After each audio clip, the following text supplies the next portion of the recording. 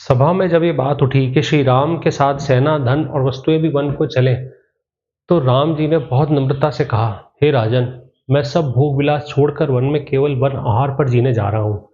जब मैंने सब कुछ त्याग ही दिया है, तो मेरे पीछे ध्वज, सेना और शोभा यात्रा की क्या जरूरत है। श्री राम ने कहा, मेरे लिए फटे पुराने वस्त्र लाए जाएं। मैं 14 वर्ष तक वन में इन्हीं में रहूंगा। साथ में केवल फावड़ा और टोकरी चाहिए।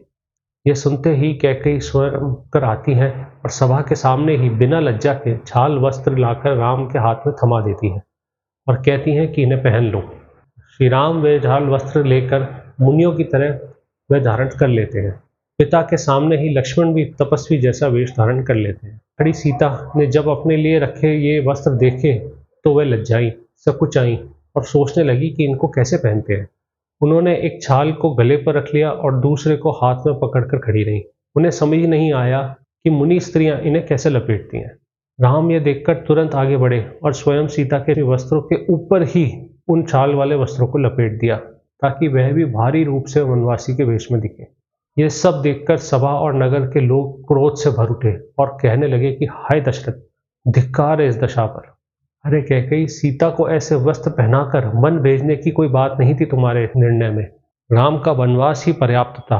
फिर यह कठोर अत्याचार क्यों कर रही हो।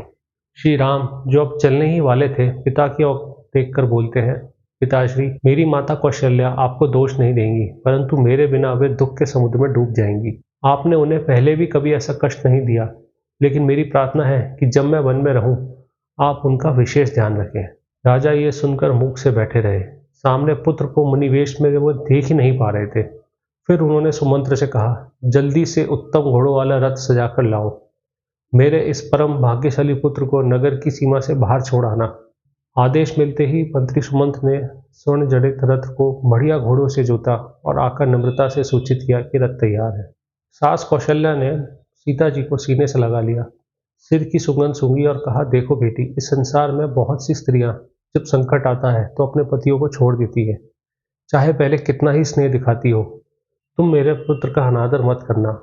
अभी तो वह धनी है, पर वन में वह दरिद्र जैसा जीवन जिएगा। सीता जी ने हाथ जोड़कर उत्तर दिया, हे माता, आप जैसा कह रही हैं मैं वैसा ही करूंगी। मैं पहले से ही जानती हूँ कि पति के साथ कैसे रहना है। मुझे दुराचारी स्त्रियों के साथ मत तुलना कीजिए। श्री राम जी, लक्ष्मण जी और सीता जी ने राज्य की परिक्रमा कर प्रणाम किया, माताओं को नमस्कार किया। मंत्री सुमंत ने भी बहुत विनय से कहा, हे राम, रथ पर विराजिए, मैं आपको जहाँ कहें शीघ्र पहुँचा दूंगा। मंत्री सुमंत ने घोड़ों को हाँका और रथ नगर से बाहर वन मार्ग की ओर बढ़ चला। अयोध्या का बल मानो खिंच सा गया था उस समय। शहर में रहने वाले बालक, वृद्ध, सब लोग रथ के पीछे भागने लगते हैं। वे कहते हैं कि हे सारथी, घोड़ों की लगाम जरा ढीली रखो, धीरे चलो, हमें राम का मुख फिर न जाने कब देखने को मिलेगा। श्री राम पीछे मुड़कर पिता और माता को देखते हैं और पैदल भागते अपने हितैषियों को देखते हैं। वियोग से उनका मन भी फटने लगता है। वे सुमंत्र से कहते हैं कि रथ को तेज भगाओ, ये दृश्य और देर तक देखना पाप जैसा लग रहा है। बाद में यदि राजा आप पर रुकने का दोष दें तो कह देना कि मैंने सुना ही नहीं।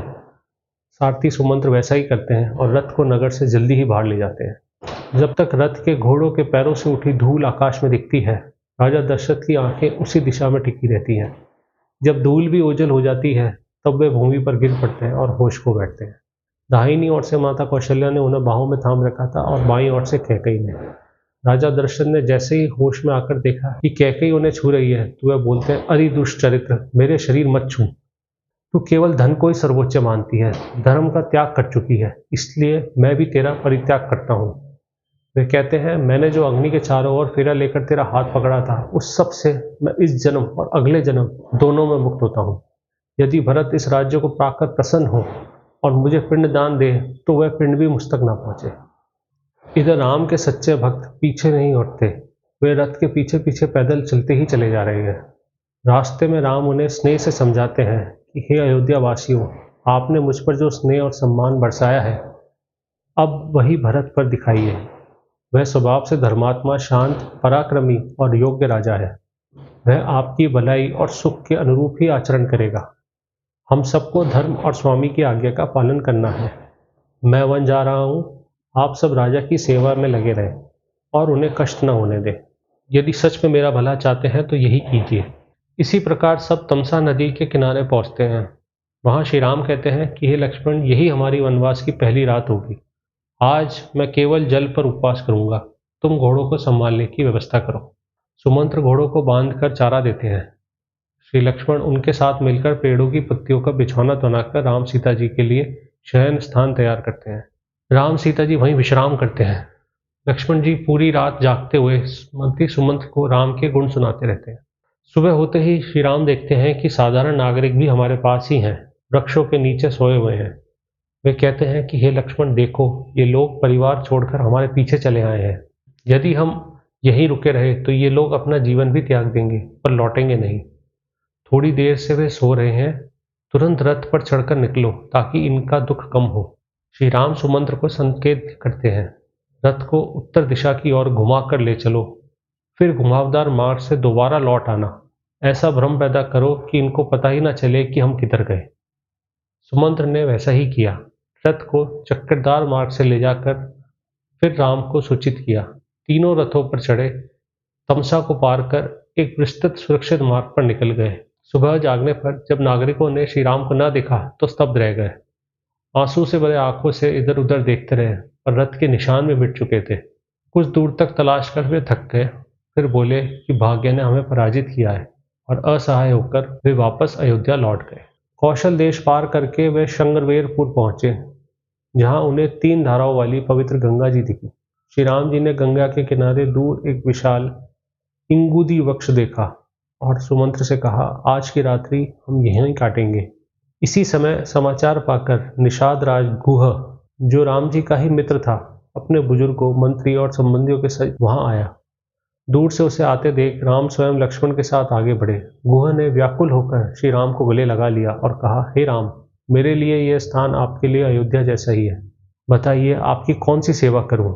उसने उत्तम चावल, खाने पीने की वस्तुएं, उत्कृष्ट बिस्तर और घोड़ों के लिए चारा सब रख दिया और बोला, पूरी पृथ्वी आपकी है, हम सब आपके सेवक हैं, राजी कीजिए, सब कुछ आपके लिए तैयार है। श्री राम ने उसे हृदय से लगाकर कहा, हे गुह, तुम्हें और तुम्हारे परिजन को स्वस्थ देखना ही मेरे लिए सौभाग्य बात है। मैं तुम्हारे स्नेह को भलीभांति जानता हूँ, पर अभी मुझे वनवासी तपस्वी की मर्यादा में रहना है। मैं छाल वस्त्र पहनकर केवल कंदमूल खाऊंगा, इसलिए बस घोड़ों के लिए चारगल की व्यवस्था करवा दो, वही मेरे लिए बड़ा सम्मान होगा।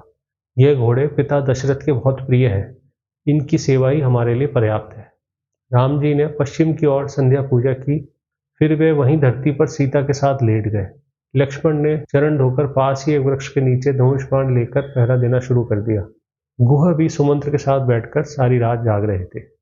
सुबह राम जी ने कहा कि रात बीत गई है, अब सूर्य उदय का समय है, अब हमें गंगा पार करनी होगी।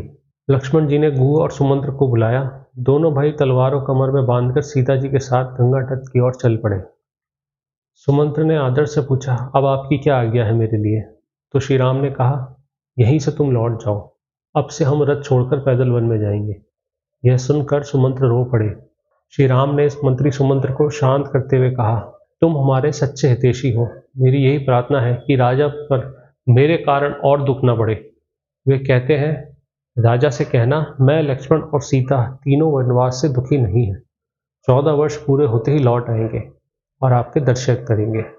माताओं से, खासकर माता कौशल्या से हमारा मंगल कहना और कहना कि भरत को तुरंत बुलाकर उसका राज्य तिलक कर दें। भरत से भी ये कह देना कि सब माताओं के साथ वैसा ही व्यवहार करें जैसा एक राजा से होना चाहिए। मंत्री सुमंत ने भी फिर प्रेम से कहा, हे राम, निडर होकर कहूँ तो अयोध्या मेरी आंखों के लिए असहाय है, बिना आपके वहाँ कैसे जाऊँगा। मैं तो चाहता हूँ कि यही रथ 14 वर्ष बाद आपको ही वापस लेकर लौटे। श्री राम ने बहुत धैर्य से समझाया, मैं जानता हूँ कि तुम मुझे कितना चाहते हो, पर एक कारण यह भी है कि तुम्हें लौटना ही होगा। जब कैकेयी देखेगी कि रथ खाली लौट आया है, तभी उसे विश्वास होगा कि राम सचमुच वन को चला गया है। तब वह राजा को झूठा ना समझेगी। यह भी मेरा धर्म है कि पिता का दिया हुआ वचन झूठा ना ठहरा जाए। श्री राम ने गुह को शासन धर्म की शिक्षा दी। फिर उन्होंने गुह से विदा ली और सीता जी और लक्ष्मण के साथ गंगा तट पर रखी नाव में बैठ गए। वाल्मीकि रामायण के इस कहानी पाठ को मैं यहीं विराम देता हूँ। इसके आगे क्या होता है ये हम अगले एपिसोड में जानेंगे।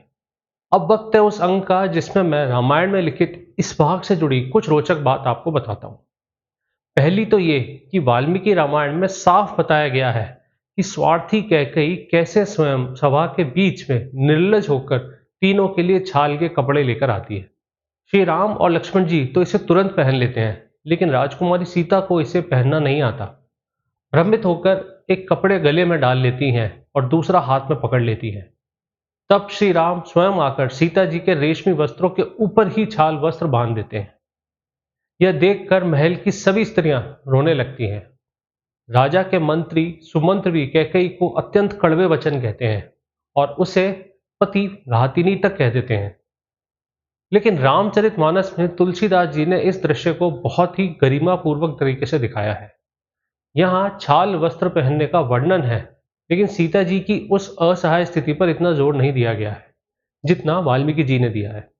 दूसरी बात यह है कि बाहुबली फिल्म की तरह कैसे दिखाया गया है कि जनता राम को छोड़ने के लिए तैयार ही ना थी और वो साथ साथ चल देती है। लेकिन श्री राम जानते थे कि ये गलत होगा अयोध्या के लिए और उन खुद के लिए भी, इसीलिए वह सुबह खुद जल्दी उठकर जनता को भ्रमित कर निकल जाते हैं ताकि सभी लोग वापस नगर को निकल जाएं। तीसरा, वाल्मीकि रामायण में गुह राम के पुराने मित्र के रूप में दिखते हैं, जो कि उस निषाद क्षेत्र के राजा थे। रामचरितमानस में गुह का प्रेम एक भक्त के रूप में दिखाया गया है। वह राम के चरणों में गिर पड़ता है और रामानंद सागर जी वाली सीरीज में तो ये एक सामाजिक समानता का एंगल भी है इसमें, लेकिन वाल्मीकि रामायण में एक मित्र के रूप में दिखाया गया है। इसी बात के साथ मैं अब इस एपिसोड को यहीं विराम देता हूँ। मेरा नाम है अक्षय कपूर।